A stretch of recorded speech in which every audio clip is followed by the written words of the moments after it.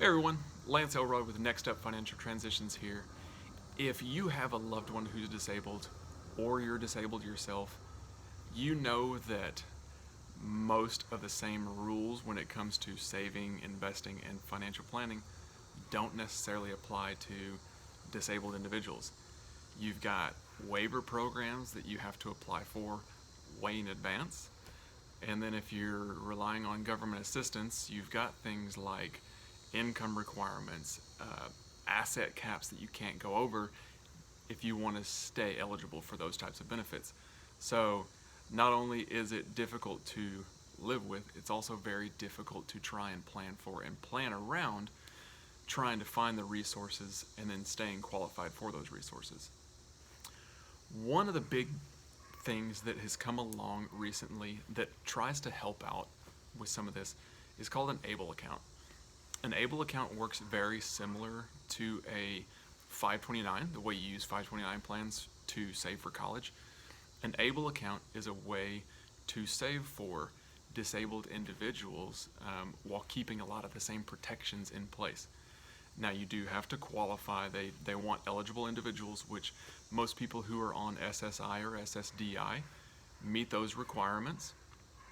And then they want you to use any distributions from an ABLE account on qualifying expenses.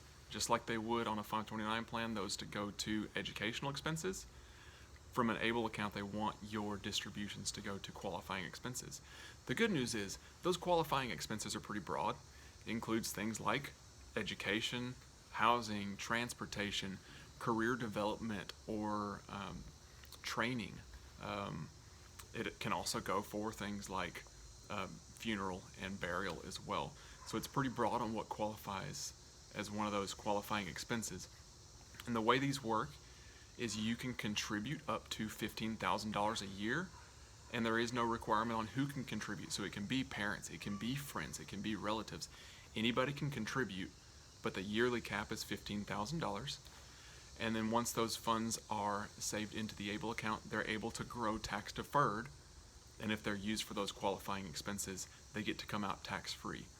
Another big benefit is an ABLE account does not disqualify you from meeting that investment threshold that's in place for Medicaid. There's currently a $2,000 cap on what you can actually hold yourself before disqualifying yourself for Medicaid. And an ABLE account does not count towards that $2,000 cap. Now it does bump you out of SSI once an ABLE account gets over $100,000. So you got some wiggle room there on savings, and you'll want to kind of watch out on that if you're trying not to disqualify yourself there. But it gives you an opportunity to save and have that savings grow tax deferred and come out tax free, while also not disqualifying yourself from some of the benefits that you've had to try and work hard or wait a long time to qualify for. Now, if you need help navigating some of the things that we've talked about, trying to figure out what waivers to get onto, trying to figure out how to set up an ABLE account, we'd love to help you out here at Next Step, because we know there are a lot of things when it comes to disabilities to try and look out for, and unfortunately there's not a lot of resources out there.